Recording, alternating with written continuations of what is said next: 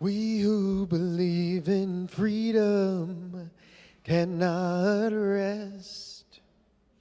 We who believe in freedom cannot rest until it comes. Today is hard for me.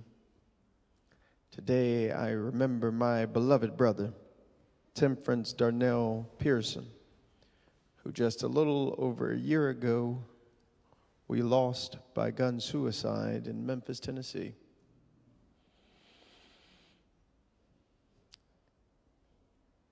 And I had prepared words that I wanted to say, and listening to the families here gave me new words. We have survived the worst days of our life. We got that phone call. We witnessed the tragedy that changed our lives. And we are still here. It has not destroyed us. Many days we are weary. These holidays, folk don't know how hard it is to squeak out the words Happy Thanksgiving, Happy Holidays.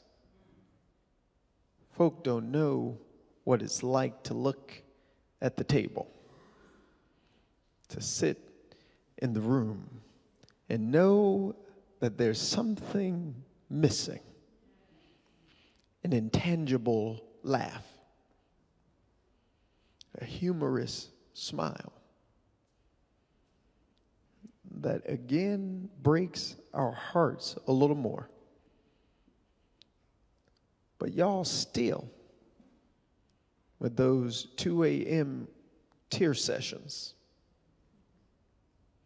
with that TV show that remind me of my crazy brother, it had me laughing all to myself. That tells us that we are missing something. Our very breath is a reminder that God still got some work for us to do. And that can be hard. I find it difficult as I look into the eyes of my 3 nephew sons, as I look into my family's eyes who feel the grief, who we don't have answers to questions that we're going to be asking until we get to heaven. We have within us the hard work and the hard work of remaining, of telling the story, of being the memories. Because though our loved ones physically are no longer with us, I'm starting to learn more and more each day that spiritually, in the winds and sometimes even in the rains, there my brother is. I've seen his favorite number 12 times in the last 2 days. We have to look for these moments now, and we have to keep living. The old folks in the church would say that, baby, just keep living.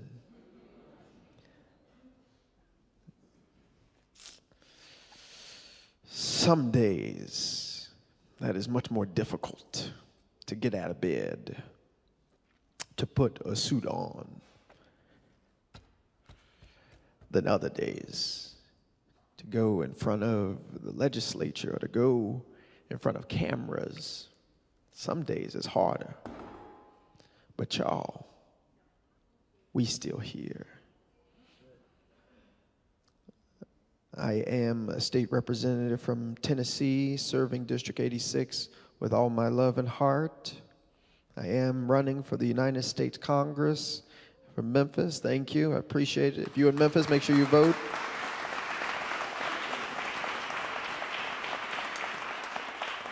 But I also am practicing this faith called Christianity, and I am a preacher. But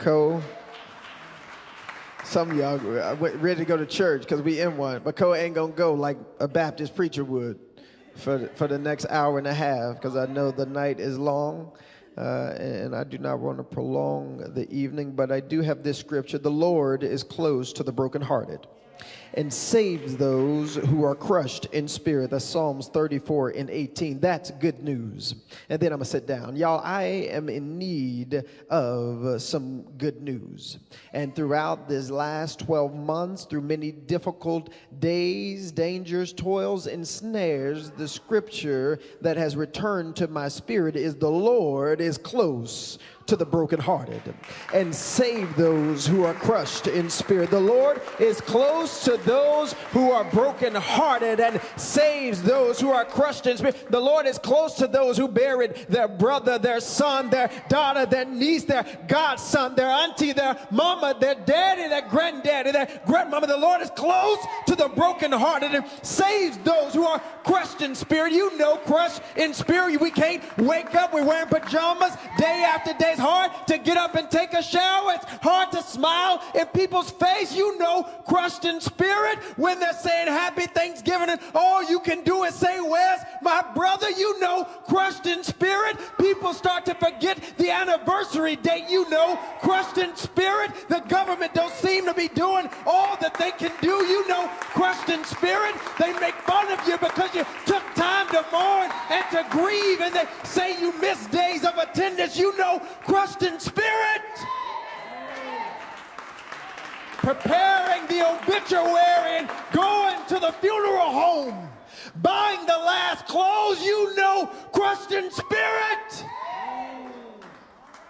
Not just stop by Washington, D.C. today to say that the Lord is close to the brokenhearted and saves those who are crushed in spirit.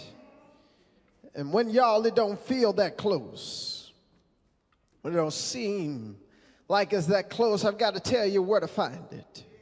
Then I'm going to get out of here.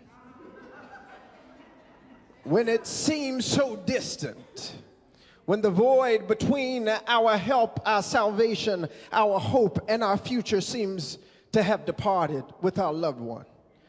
Certainly, I told my therapist, I got 2 therapists now. I told my therapist, I said, yeah, I had to get some more help. Y'all better get in therapy.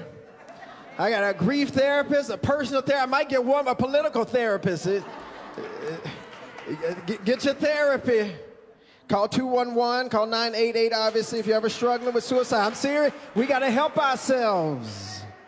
But when that void and that chasm seems so great, which it feels from time to time, when it seems so great, which you can feel even from day to day, you know when the anniversary day's coming. And you count down the days while other folk count down days to Christmas. You start getting afraid of December. I didn't turn my calendar till yesterday because I couldn't turn it on December 1st. When that void seems so large that time can never feel, which people who don't understand grief, quit saying that. Time don't heal all wounds. One of my uncles said earlier, he said it was yesterday. When that void seems so vast, what bridges it is our collective engagement with one another and the hope-creating destiny of love. I believe that in order to fill the void, it does take us. It's us. The people in this room. When the void seems so big, impossible to get across, to get over, to get through. When the government and all else seems to be failing or falling, we got each other. And that is good news. We have the active opportunity of using our God hands, of using our God feet, of using our God heart to keep living. And the reason that I won't quit fighting to end the gun violence epidemic, the reason that I won't quit talking about the need for the transformative possibilities of keeping our loved ones into the future alive. The reason we can't quit is because I am convinced that though the days are difficult, though this federal government is what it is, and some people in positions of power are being paid off to pontificate policies that we know are detrimental to the movement, this is not how the story ends.